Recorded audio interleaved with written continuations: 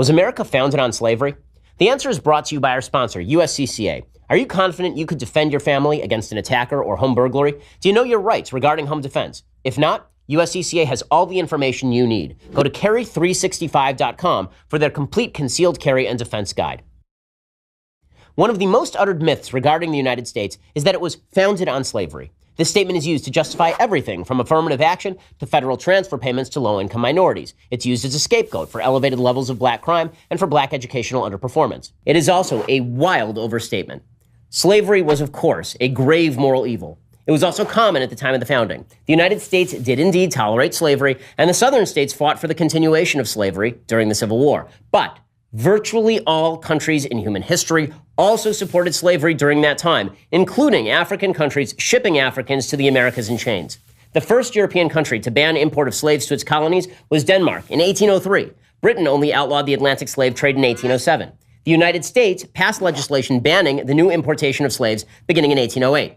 Britain only passed gradual abolition of slavery in 1833. Denmark abolished slavery in 1846, France in 1848, Brazil in 1851, the United States in 1862.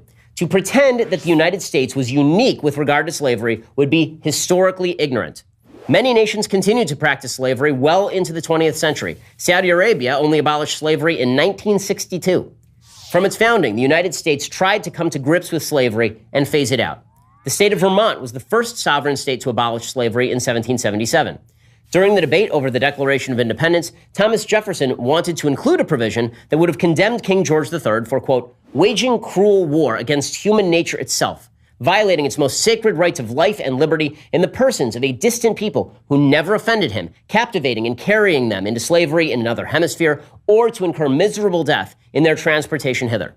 Southern states demanded this provision be removed in return for joining the revolutionary cause. Having no choice, Jefferson removed it.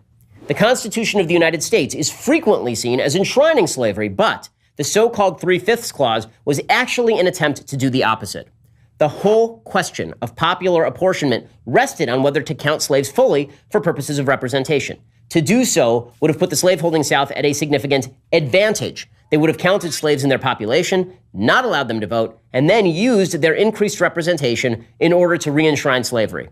The Constitution also allowed slave importation to continue until 1808, but Congress moved in 1807 to end it there. Then, of course, the United States fought a great and massive civil war to free the slaves, in which over 620,000 Americans died, nearly half the total number of Americans to die in all wars combined. The economy of the United States was not built on slavery. In fact, the South's economic power was dismal compared to that of the North, which is why the North was able to overcome the South during the Civil War. So no, America wasn't founded on slavery. It was founded in spite of slavery, and we fought the bloodiest war in American history to end it.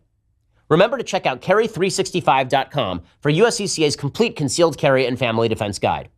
If you like this video and want to see more, please subscribe to our YouTube channel.